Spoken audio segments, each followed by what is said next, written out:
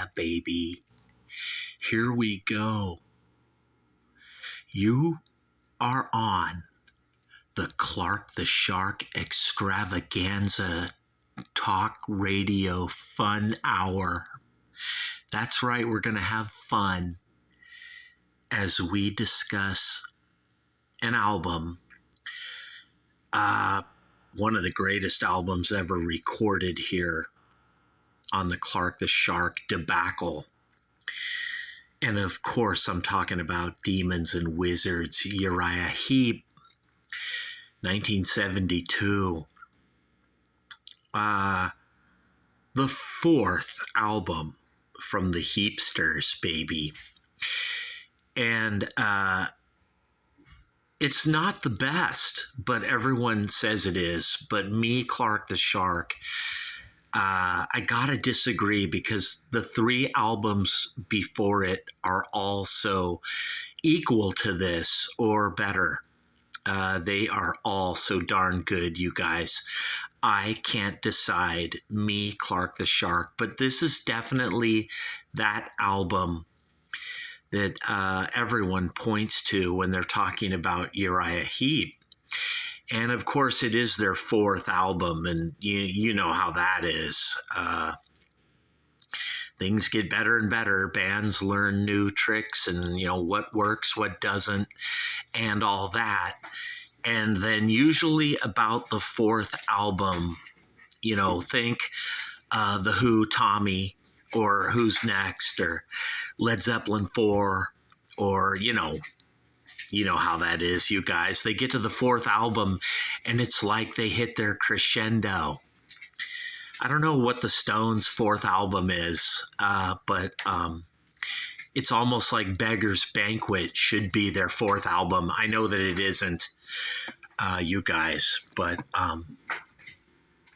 Demons and Wizards is the fourth album from URIAH HEEP, and it's known as their greatest and the best, but not really so much from me, for me, Clark the Shark.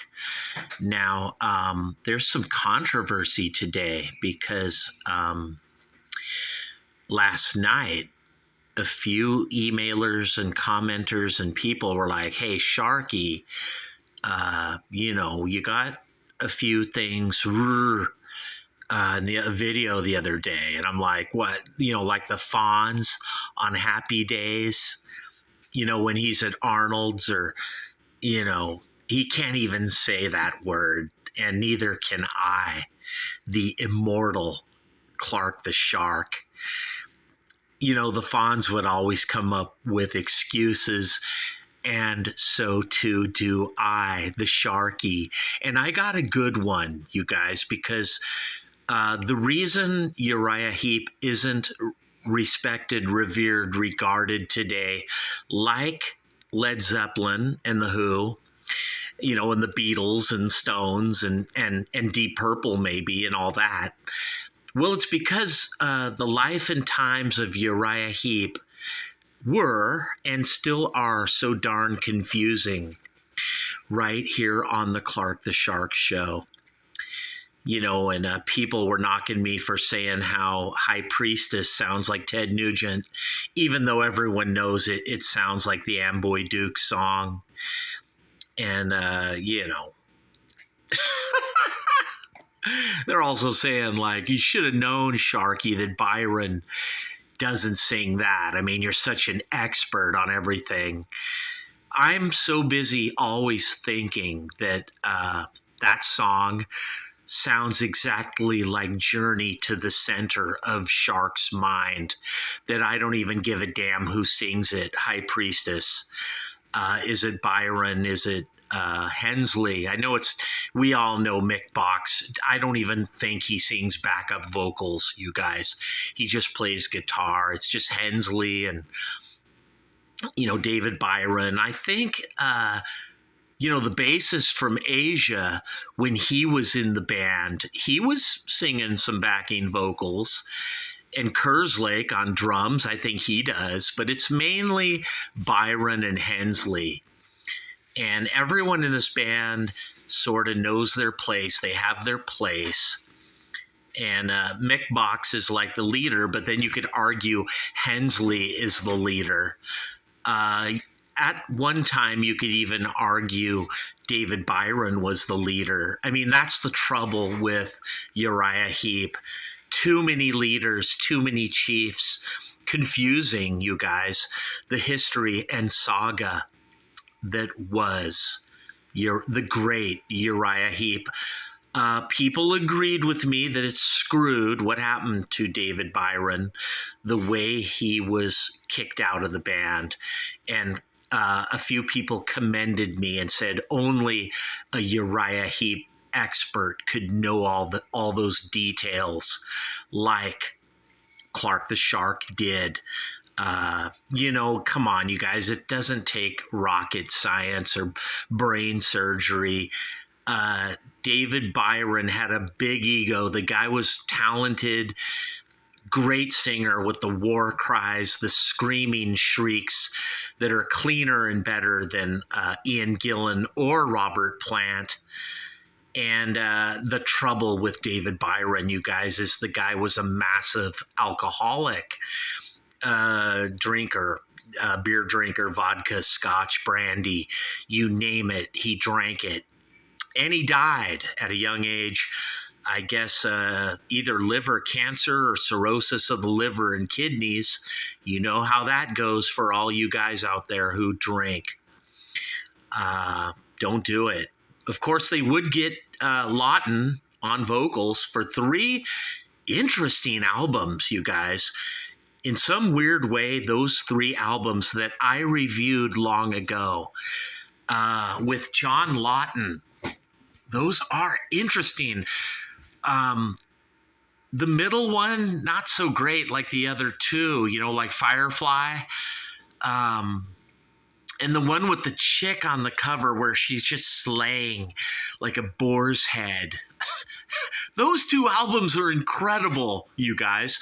I wish Innocent Victim, the middle album in that sandwich, wasn't such a turkey, because the other 2 albums are wheat bread, high in fiber. But we're not talking about John Lawton or that Uriah Heep, you guys. We're going way, way back to the glory days, the good old days, if you will. And, oh yeah, you guys, The Park. That song is sang by Byron. And people are like, come on, Sharky. Come on, you guys. I knew that. Duh. But the singing is so beautiful on The Park that, it sounds like Ken Hensley. And sometimes his vocals are so awesome. They're like as good as Byron. And you get confused. You get so into the beauty and textures and atmospheres of an incredible Uriah Heep album, one after the next, right after the next. Every album is fucking killer. Every live show, you guys. Awesome. And Woman in Black, yeah. Come on, you guys, of course, Hensley. Sorry, you guys, I'm not perfect, but, nobody is. Certainly not these guys in Uriah Heep. But when they did Demons and Wizards, this 4th album, 1972, they almost damn near were, you guys, on this record. That being said, all 4 of the albums are incredible. And then the one after this, The Magician's birthday. And speaking of birthdays, mine is coming up next month, April 27th. I'm a Taurus, and I want all of you to send me money. I'm going to put a link. This is something I never do, but I'm going to put a PayPal below this video, Demons and Wizards. And I'm going to say, because Clark the Shark is turning 59, it's my last 50s, you guys. I guess you only get 10, in each decade. 59 will be my last with a 5 at the beginning, sadly. And then I'm going to turn 60. And someday I'm going to retire, but never from the Clark the Shark fabulous talk radio show. I will always be here, you guys, I promise, even someday when I'm 112. And imagine all the things I'm going to get wrong someday when I have dementia and Alzheimer's. I'll still be more accurate than the sea of douche twility or these other guys on here. You know, fuck them. Don't listen to them. Listen to Clark the Shark, and don't get all persnickety. You guys are always, now you're analyzing every video that I've ever done going back to 1972 when this album came out, when I was only 7 years old, and you're looking for things that are like Fonzie. I will just deny it and make up an excuse. I will, you guys. You'll never catch Shark in being I can't even say the word, because I never am. I'm Clark the Shark from the golden EIB Sharkerphone. It's a Sharkerphone, baby. It's not a microphone. Right here on WABC Radio, where I get bigger ratings than Hannity in New York. Better, cleaner, faster delivery than Michael Weiner. And he's really good, you guys. Fucking Michael Weiner is the best in the business. But the guy's only 5'2". He's as short as he is wide.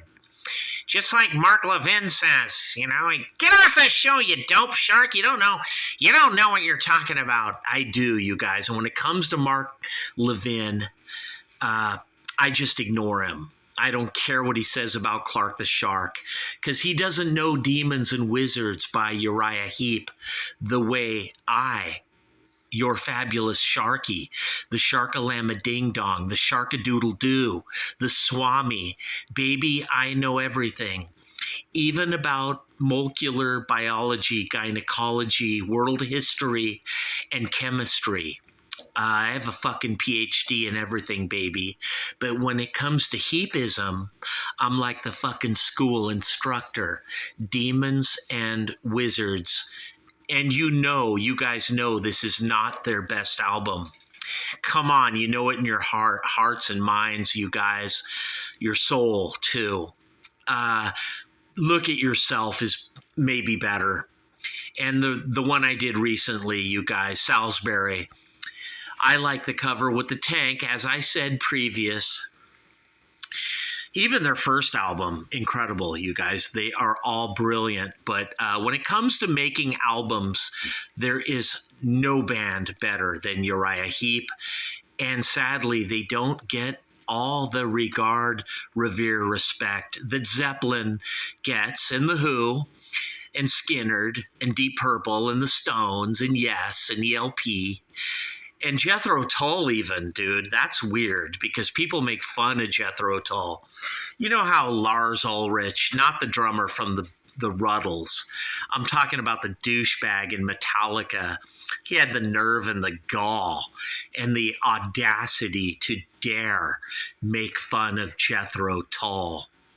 I mean, come on, Jethro fucking Tull has more talent in their left proverbial testicle than Lars will ever have. I mean, dude, Barrymore Barlow, please, Lars, dude.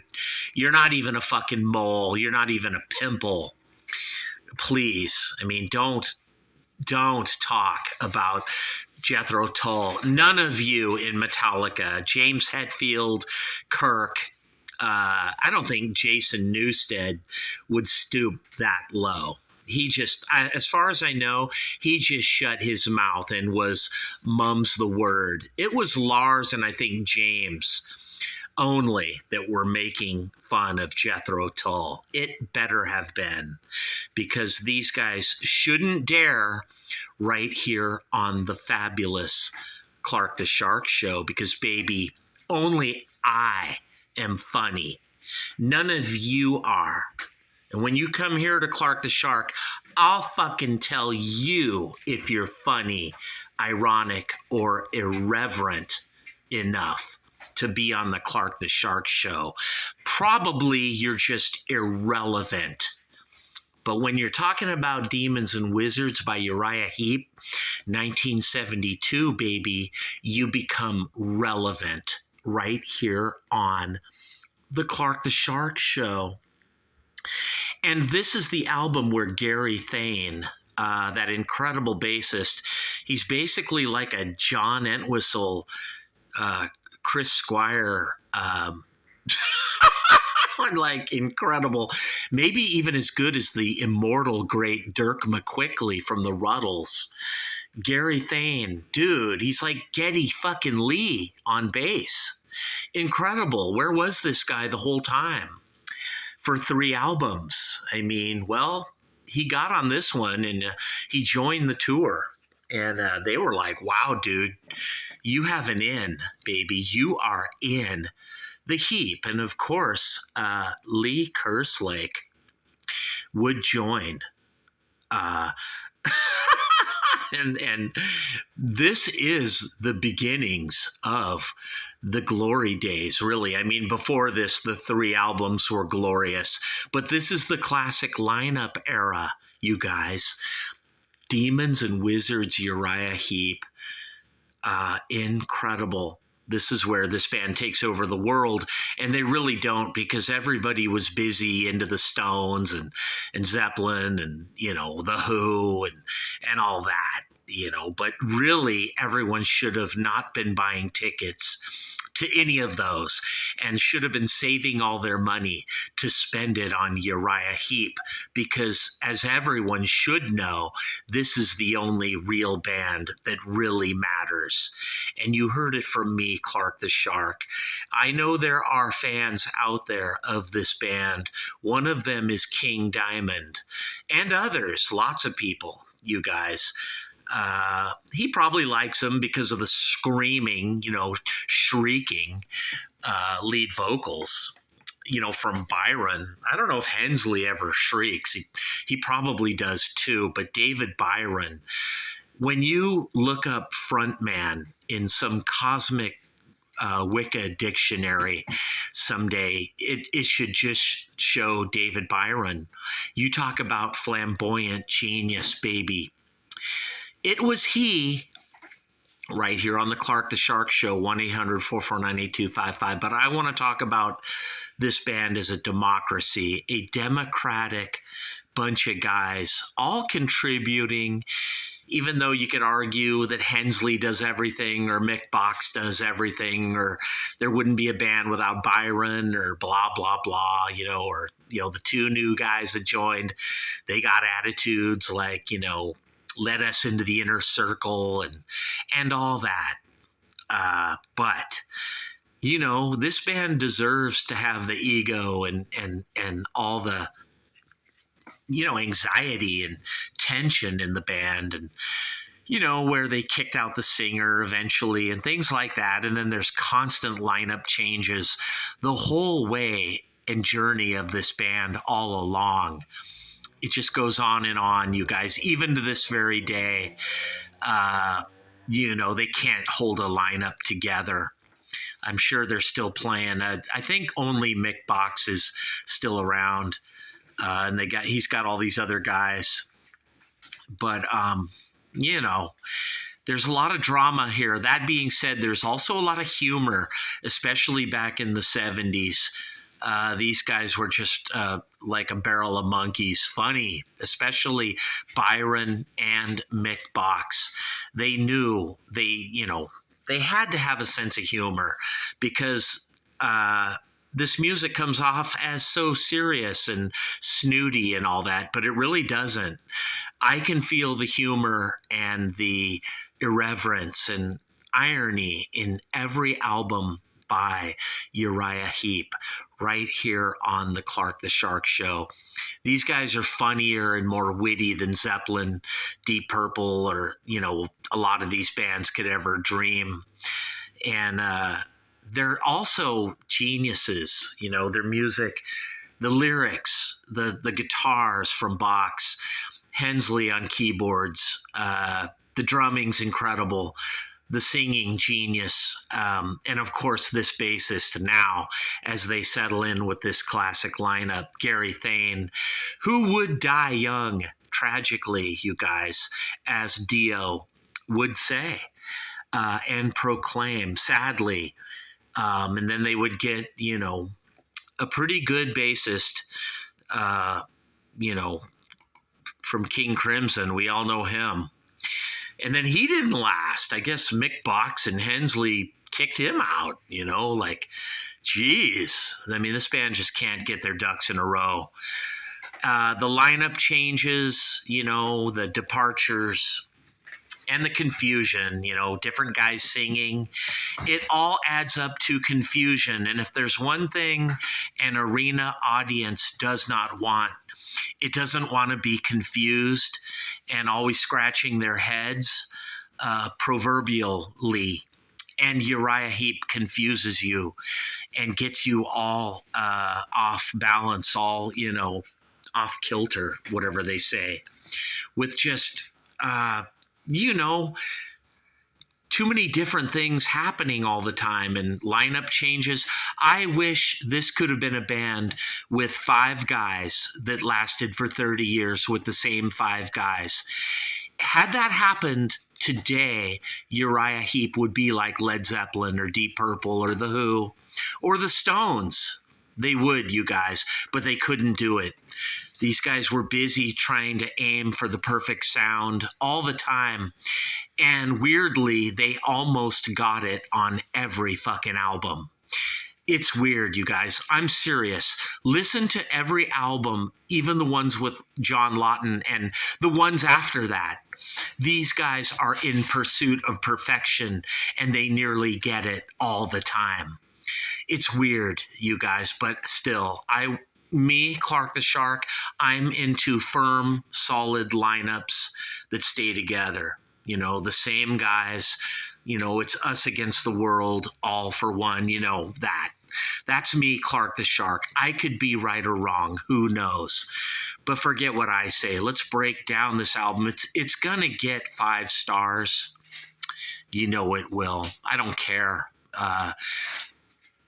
4.5 from All Music.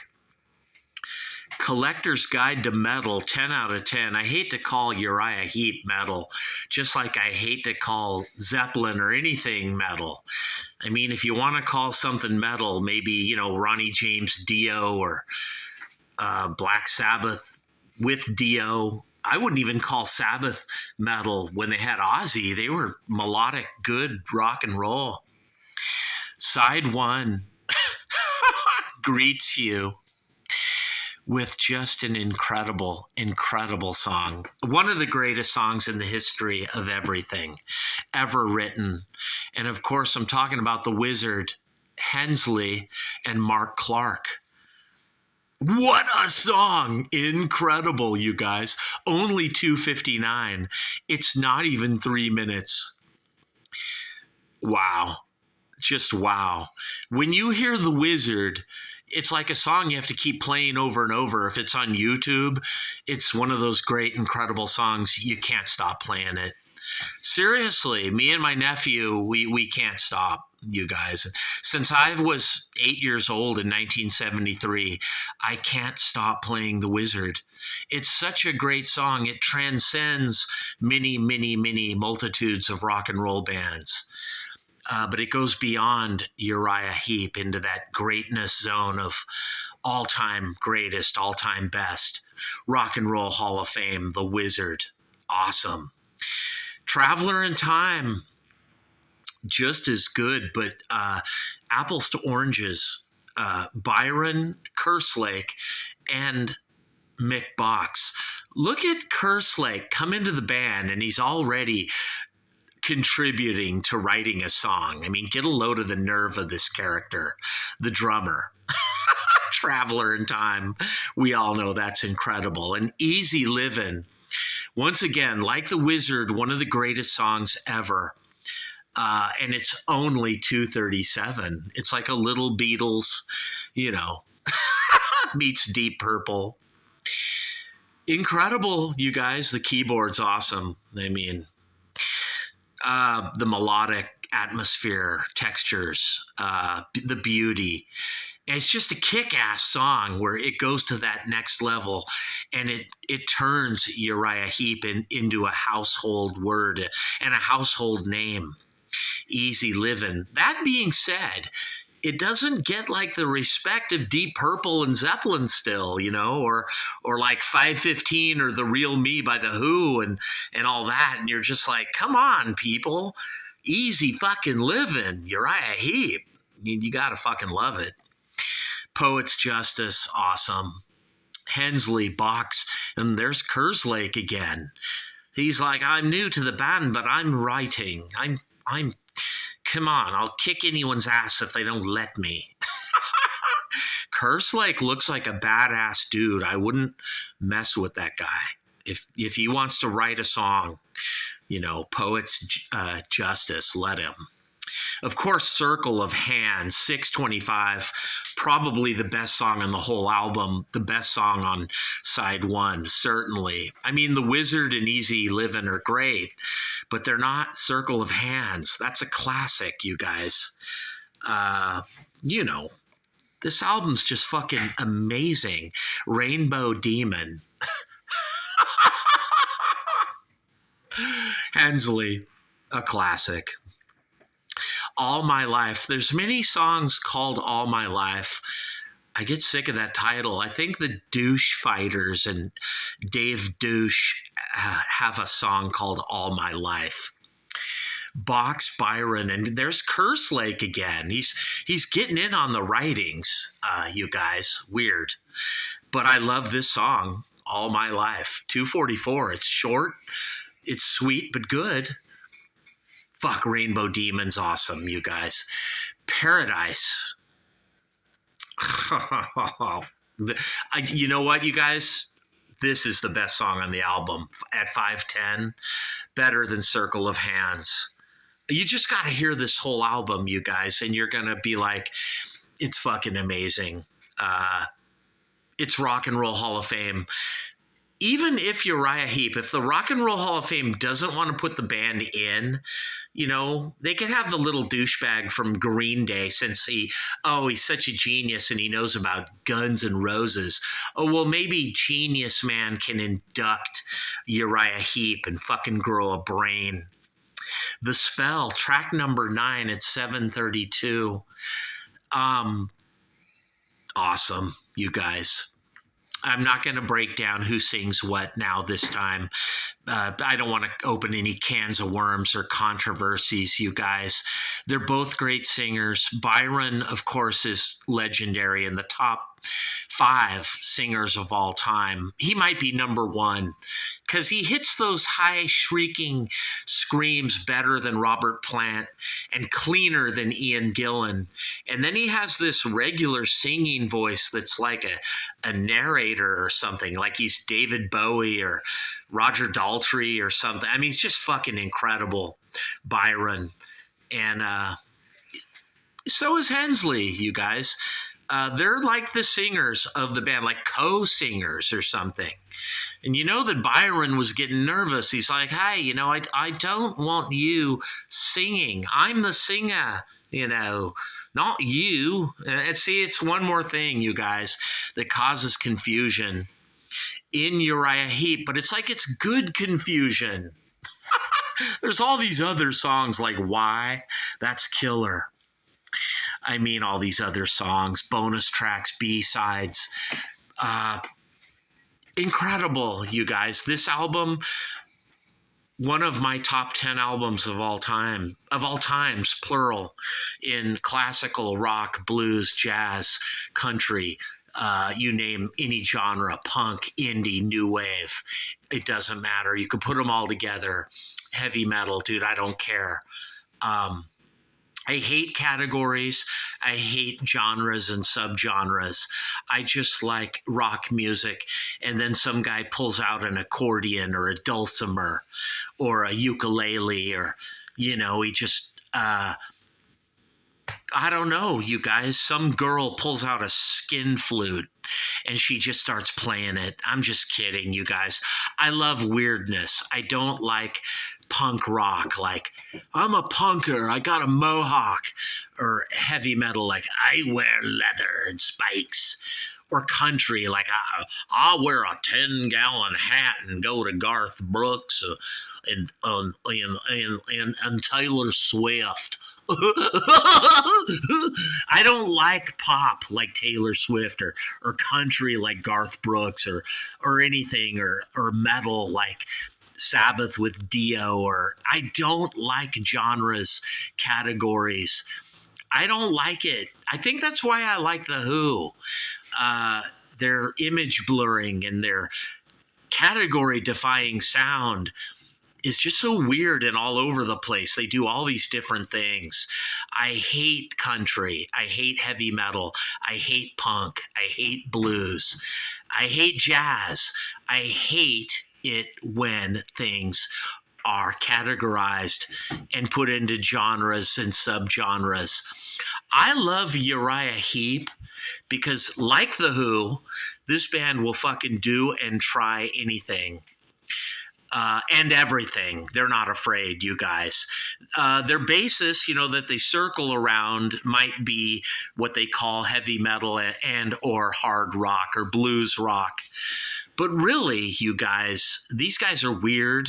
It's like progressive or it's just all over the place. It's such a mishmash and it's always different. And they always are evolving and just trying new shit. And I fucking love it. A bunch of geniuses, you guys. I got to talk about them. And the one fucking guy is from New Zealand. Dude. New Zealand, aye.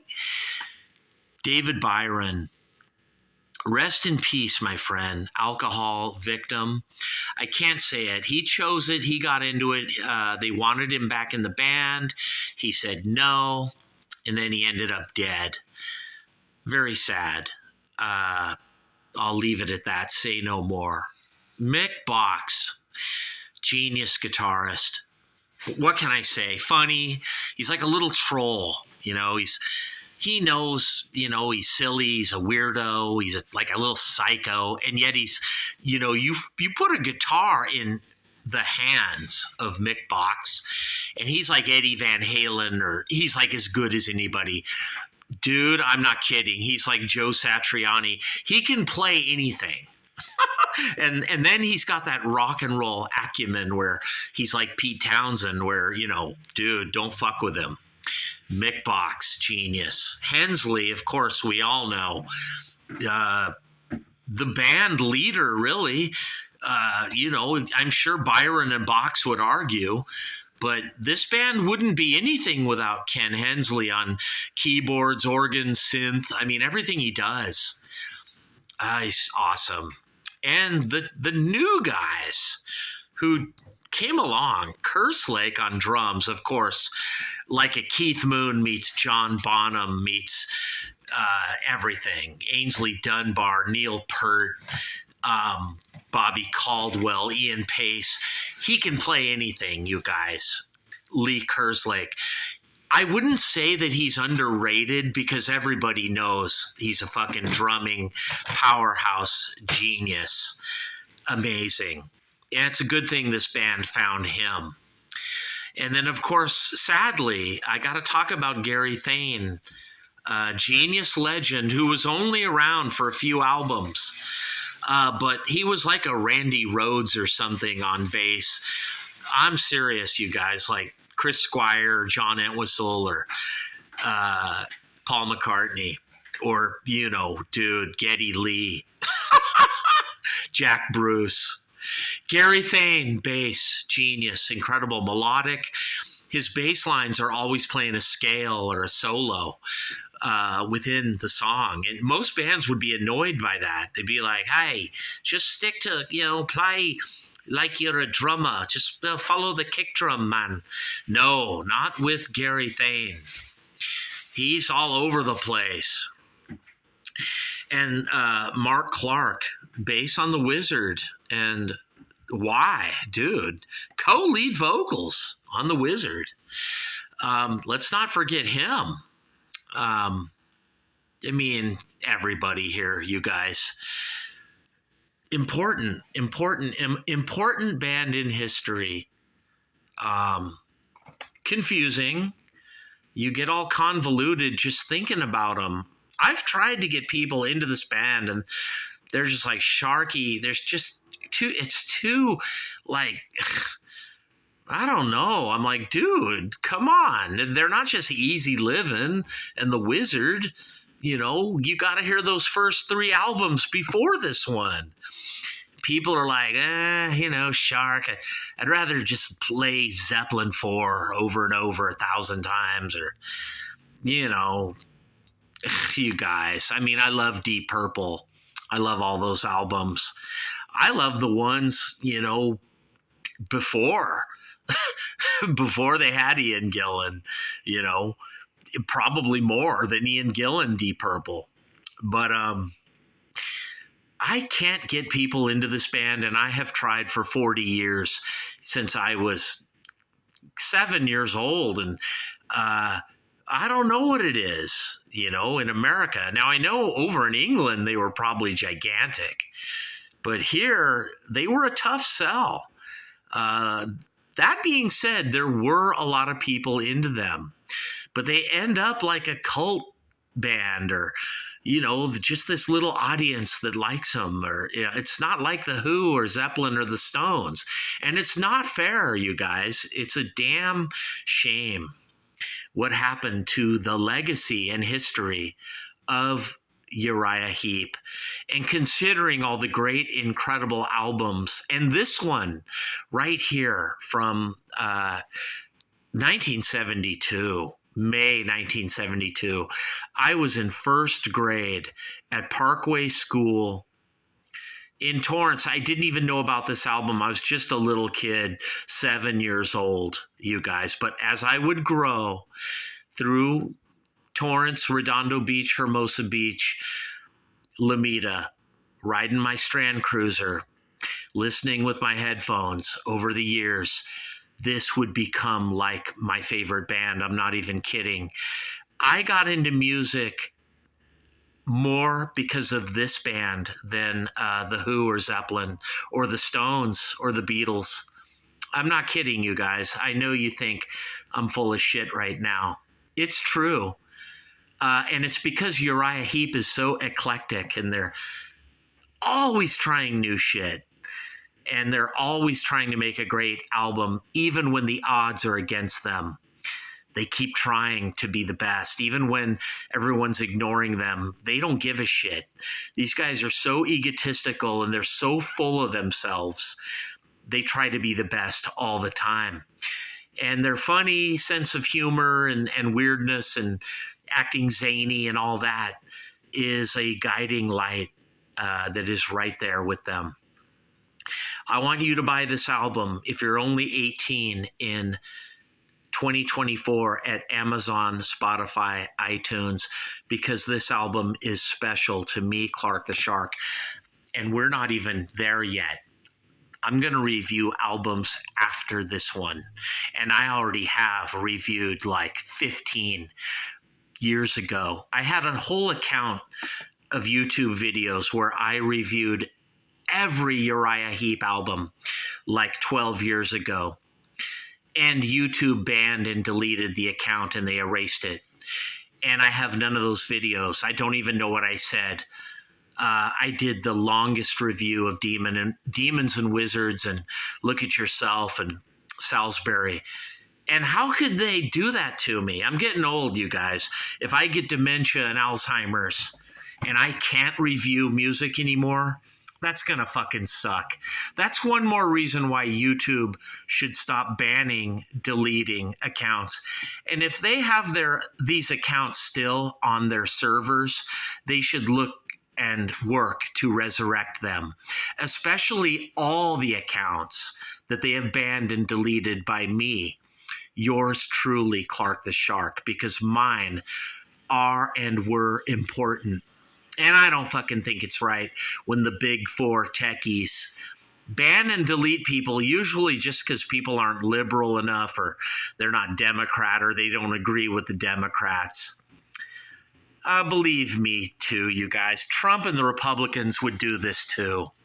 They would ban you if they could. Me, Clark the Shark, though, I'll never ban any of you.